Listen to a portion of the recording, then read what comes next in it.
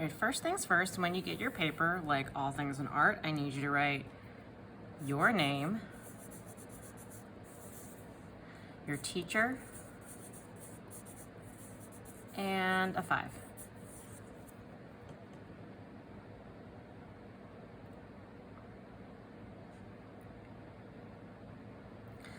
Flip it over to the front.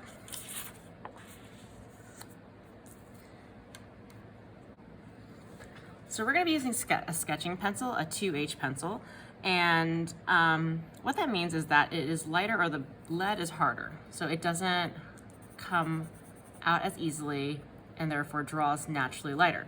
A 2H pencil on this kind of scale is right here. Your normal pencil is called an HB pencil. It's both dark and light, which is bold and hard, so it is the middle balance. So if you ever are doing a test and it says it has to be a number 2 pencil, it means an HB pencil. Because if you used one of the lighter pencils, it might not show, or one of the darker pencils might be too hard to erase. So it being a lighter pencil means that we're going to be able to erase it a little better, but you know also that your pressure, how hard you push, is also going to affect how easy you can erase or not. All right, so I'm gonna draw a little darker just because you need to be able to see it in this video. But we're going to be making a very large cylinder. Not all the way to the edge of the page, but pretty large. So near the top, about 1 inch down, maybe 1.5 inches, and leave about 1 inch of wiggle room on each side. You're gonna do a really big flat oval for the top of this cylinder.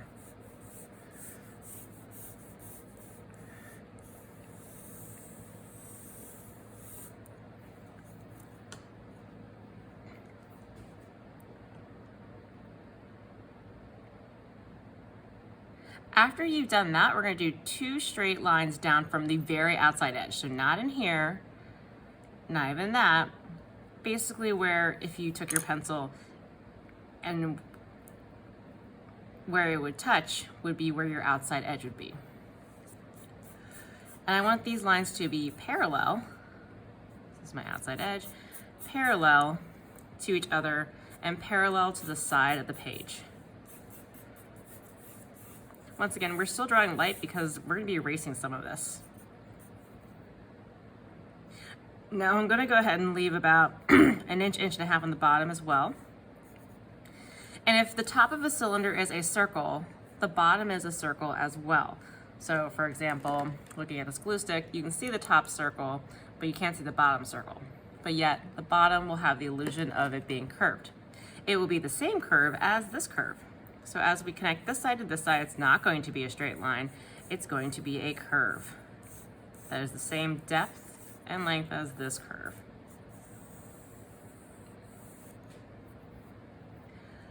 All right, now we have a cylinder. And if you haven't figured it out by now, but we're making a cake. On the top of your first oval, in the middle, I need you to do a dot. We're going to cut a slice out of this cake, so you will need an eraser, but find the middle, make a dot.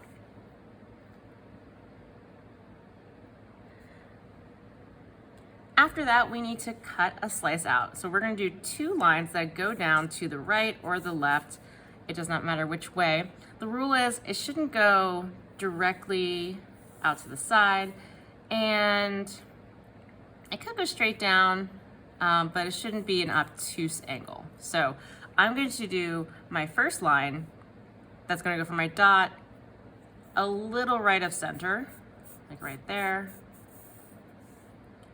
And then the second line, I'm going to go from my dot to my edge a little downward, so maybe like right here. So you can make a point and even use a ruler like that. So once again, this is an acute angle, which means it's smaller than 90 degrees, not an obtuse angle, because this would be 90 degrees.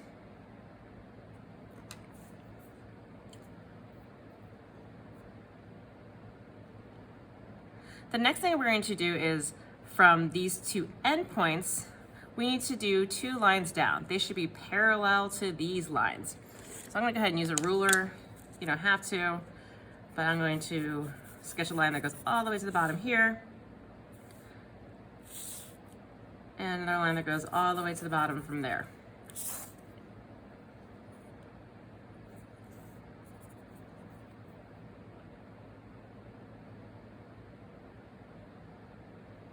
So I have my acute angle, and from the edge where it hits the oval, it goes directly down to the bottom, parallel to our sides of our cake. All right, now it's time for some erasing.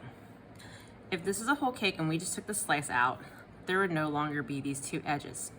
So go ahead and you probably use a big eraser, I just happen to have a pencil eraser. Go ahead and erase these two curved lines that are in between your new cake slice parallel lines.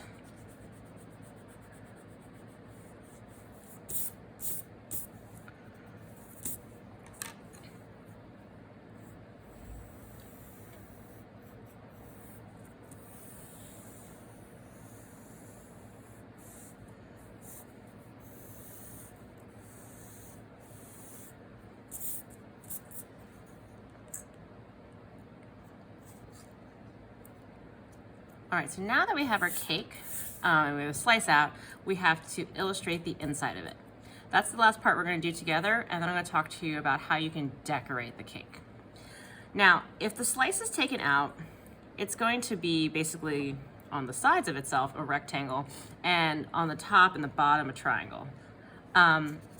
So what we need to do is that if this is a side of like the rectangle, the bottom line of the inside edge needs to be parallel as well. So what you need to do is you need to find this angle with a ruler, and this is tricky. You put your ruler against it, or a pencil, you could even use a pencil and hold it like this. I'm gonna use a ruler. And without tilting it up or down, I'm going to slide my ruler down the cake, down, down, down, until I reach the point where I hit this outside edge. So I'm gonna show you that one more time. I wanna make a line that goes diagonal like this. I want it to be the same angle as this. So I'm gonna put my ruler against this dot, and it needs to end up here so I can make that line. So watch, I'm gonna put my ruler against here. I'm gonna slide it down until I get to this one.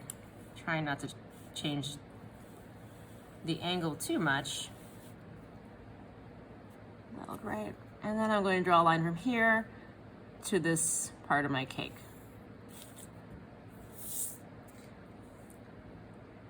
All right, it looks a little off, but that's okay. Cakes aren't perfectly geometrical. So now I have like this inside view of my cake.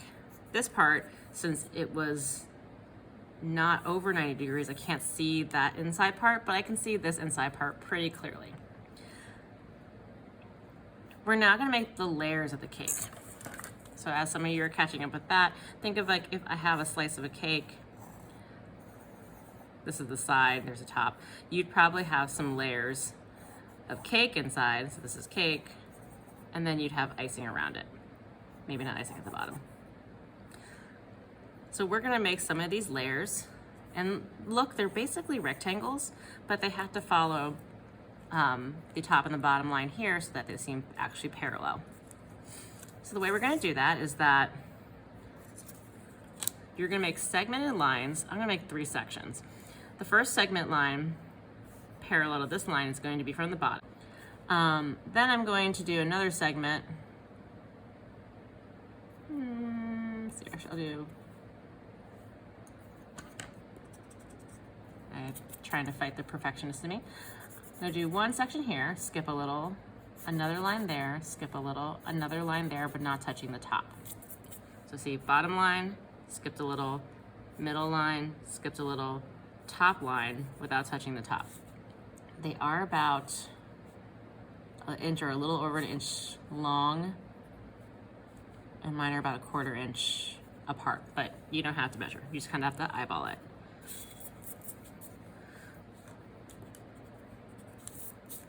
All right, so now I have these 3 ends, which are the 3 ends of my cake part, not the frosting. Everything else around it will be frosting. All right, now we're dealing with parallel lines again. So all my diagonal lines to make up the rest of this cake part have to be parallel to these. So I'm gonna start at the top, actually, yeah, I'm gonna start at the top here. I'm gonna slide down until I reach the top of this first part of the spongy cake part. I'm gonna draw a line from the top of this line till it reaches the inside. So here, and then it stops because I can't see past this outside piece of cake. I'm gonna slide my ruler down, should be parallel. Going to draw a line until it stops at that outside of the piece of cake.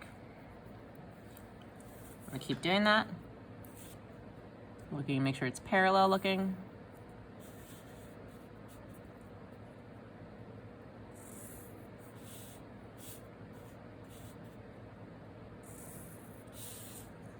All right. That looks pretty good, considering that I eyeballed it. So maybe these sections will have something filled in it. I don't know. But after this, we're gonna talk about designing your cake. Once again, we're sketching with our H pencil so we can get it designed. And I want you to think about form.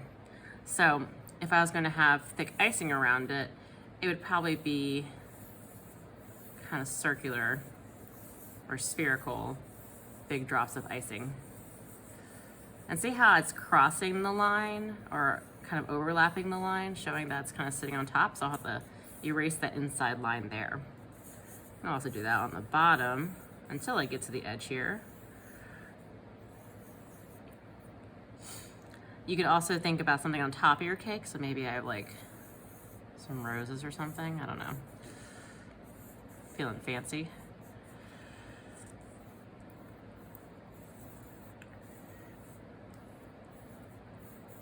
Think about how things would overlap.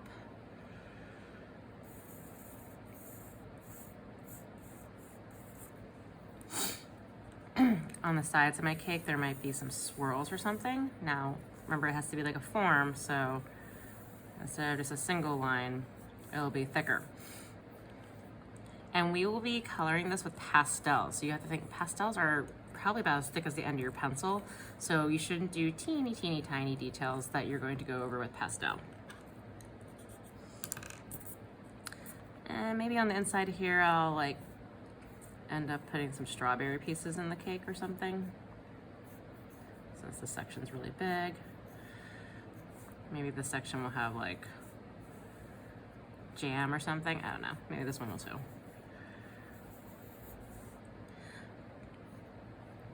But you're gonna decorate your cake. Think about what is it for? Is it for like a holiday, a celebration?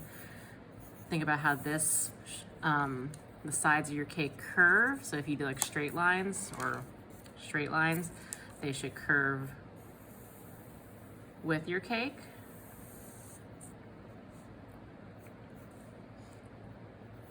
Things can pop off the sides of your cake, make them look 3D. All right, well, there's my cake. I'm going to work on erasing some lines and think about what kind of colors I'm going to use, and we'll talk about how to do the pastels next time.